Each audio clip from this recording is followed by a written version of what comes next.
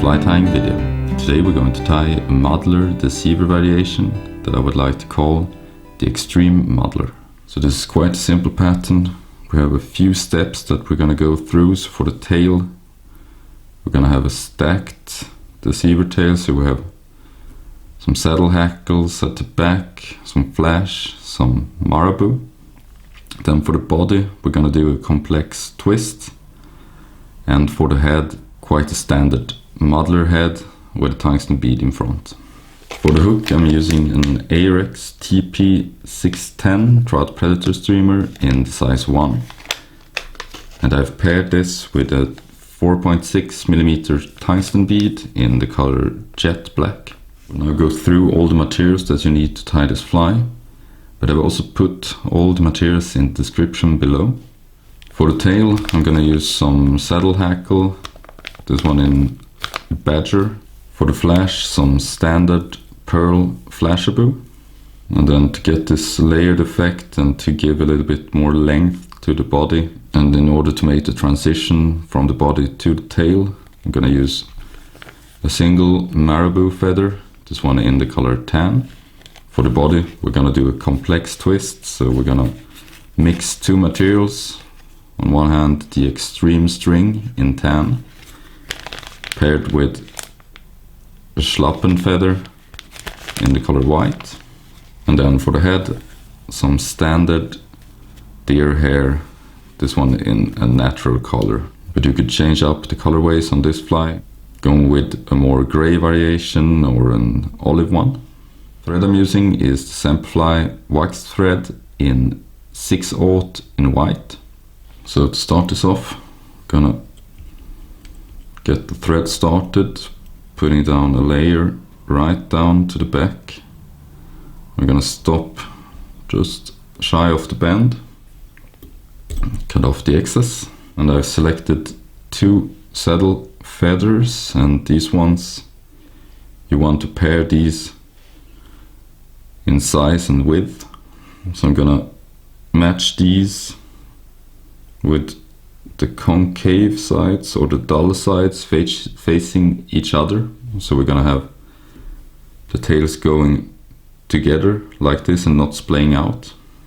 And the length, you want this to be about 2 times the length of the shank. So I'm gonna measure this out, and for me this measure comes right back to the start of the vise here.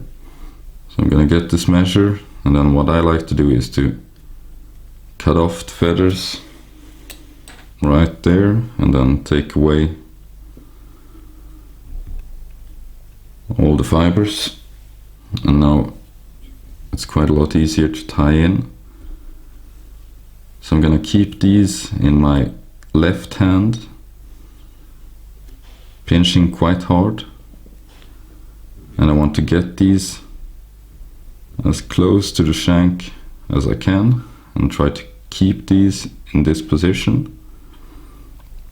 And then pinch loop, and without letting go with your left hand, I'm gonna secure these, going a few turns up, and this should give you a nice vertical tail. Next material is the flash, and here I'm using some Hedron Flashabou. This one is standard size, color pearl. So we're just gonna take one strand, fold this over your thread like this, and then it's really easy to tie in.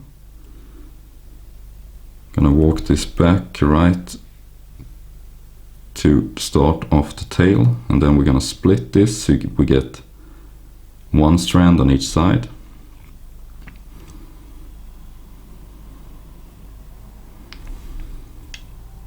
And then take these and cut these off just a little bit longer than the tails. Now the marabou, and here what you want is one of these really wispy feathers. And what I'm gonna do is to take off the stem in the middle, and this tail, or the second part of the tail, we want to be get to the half point of the first one. So lay this down, and I like to push these a little bit on the side, so you get this veil all around, and then a few turns to secure. Make sure that you have Marabou that's going all the way around, also a little bit at the bottom. Then we can cut this away.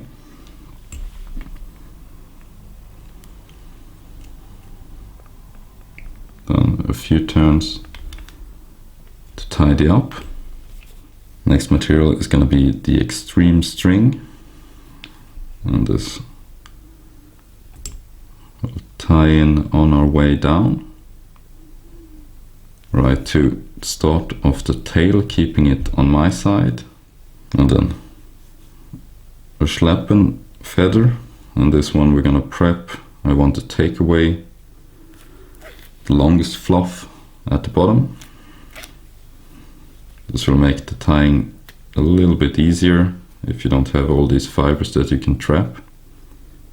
And then we're gonna preen back all the other fibers, leaving just a few sticking out towards the front. And here we want to cut this into a little triangle, and this is going to be our tying point. So tie this in at the same place as the extreme string, and now making a few turns up the body. You have to keep room for the head, but here you can stay half a centimeter or so behind the bead. And then for the complex twist, you could either use a dubbing spinner, like the one from Loon, also comes with a gator grip attachment, so you can get these two together and spin this up. Or you could do this by hand, and that's what I'm gonna do. So I'm gonna put my two materials together, and then I want to twist these up. And here it's good to have a dubbing brush. I just want to pick out all the trapped fibers, and then we're gonna push back the hackle and the chenille, and then open spiral turns. We're gonna go up the body.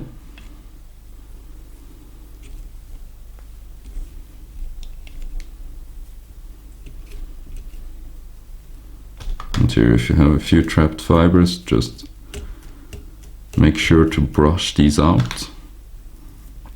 And for each turn that you make around the body, you can twist this up just a little bit more.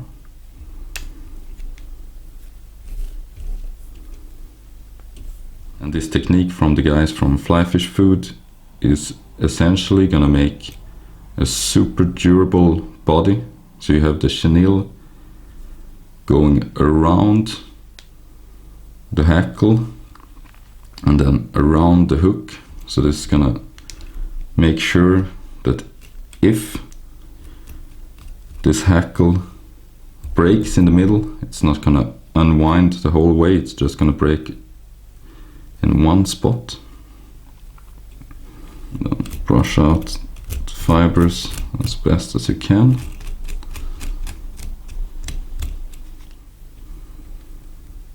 And here, at the last turn, come up with your thread, put a 90-degree bend into your twists, or your Schlappen chenille twist. A few turns to tie off, and then cut this away.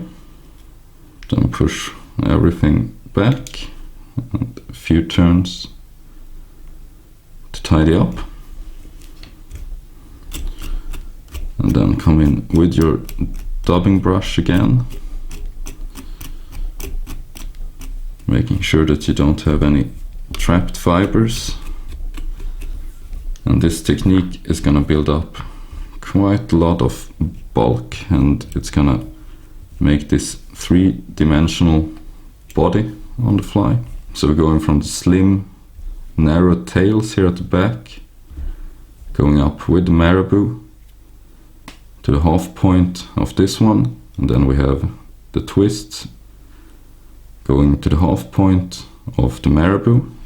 And as you maybe guessed, then we're gonna have the shoulders on the fly, and this is gonna be the deer hair, and this is also gonna go up to the half point of this material. So the rule of halves is gonna make a really nice taper on this fly, and this is what will give the movement to the fly. So you have the wide shoulders here at the front that's gonna push water, and this water that has been pushed away will then collapse back onto the tail, which will give the tail its movement.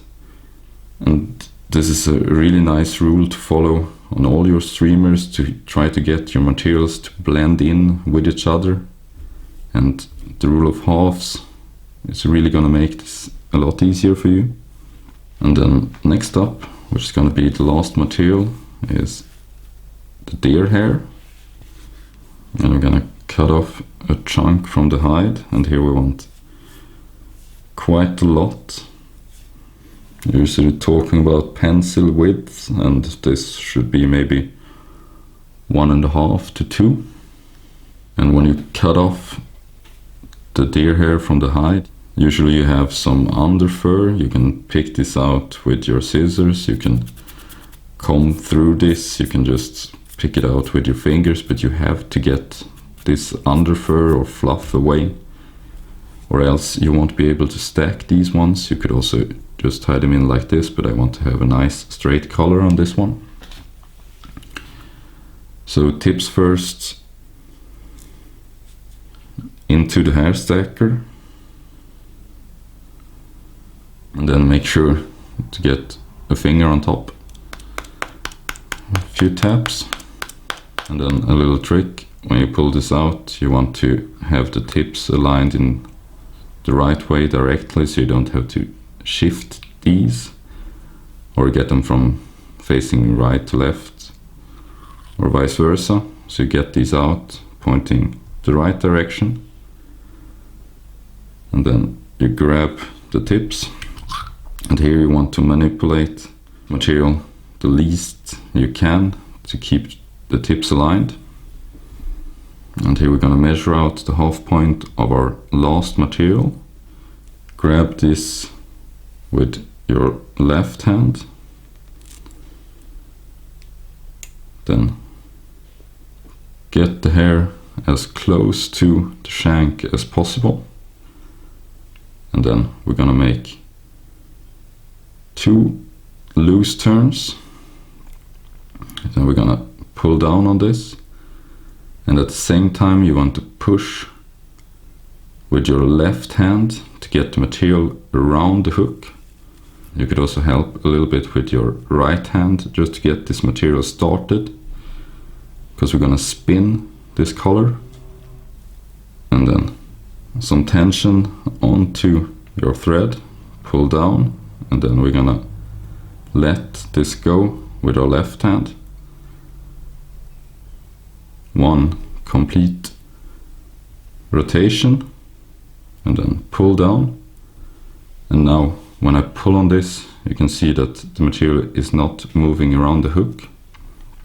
So that means that thread is right down to the shank.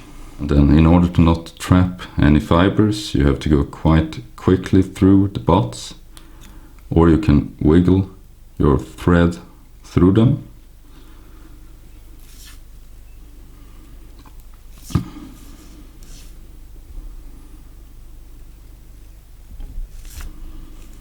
And make sure that you keep your thread under tension at all time. So the last thing that we want is to have one turn in here to be quite slack and to have a thread sticking out at the end, because we're gonna cut this off with a razor blade. Then go up right to the bead. We're gonna pull all the fibers back, get in a few turns in between the hair and the bead. And then last thing to do is to whip finish. So make sure that you get a hold of all these hairs so you don't trap these down. 4 turns, pull tight, then cut off your thread. And that's the tying part done. Now you can brush out this color just a little bit to get the fibers 90 degrees from the shank of the hook. Now get your straight edge razor. You could also use some good pair of scissors for this, but it's just easier with a razor blade. And here we want to go around, and I'm keeping my blade onto the bead, and this is gonna make a good guideline for where I want to cut. So keeping the blade at a slight angle, I'm going around the whole way, just cutting off a few millimeters at a time, and then going around the whole way.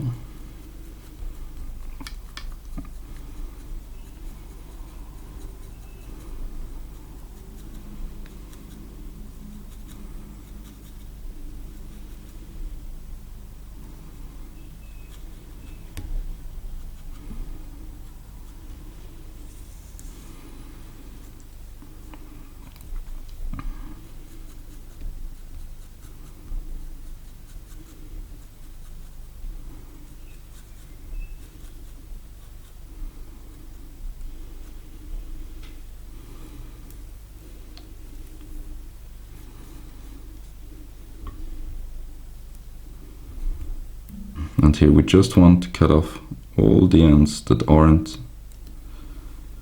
tapered. And then a little trick to make this look even neater is to get a lighter.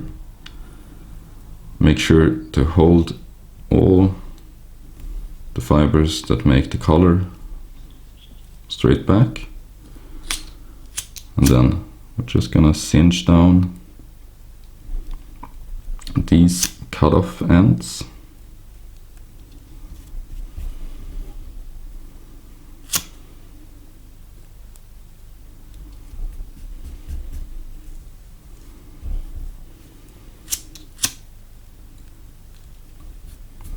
And the heat is also gonna keep these fibers in the position that you hold them.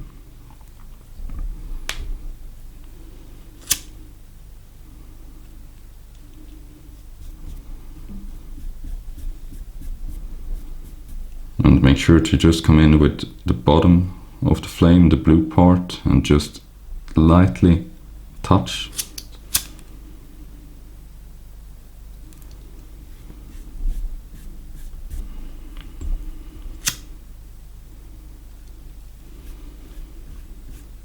And there we have it, the Extreme Muddler. I hope you liked this video. This pattern, as I said in the beginning, you can also tie in a few other color combos. I would try this one in olive as well. And this one on the size 1 hook is about 8.5 centimeters, but you could tie this in smaller sizes as well. Thank you very much for watching. If you have any suggestions for future videos, I would love to read them in the comments. And if you aren't subscribed yet, please do so, as this helps me out a lot. Until next time, happy tying.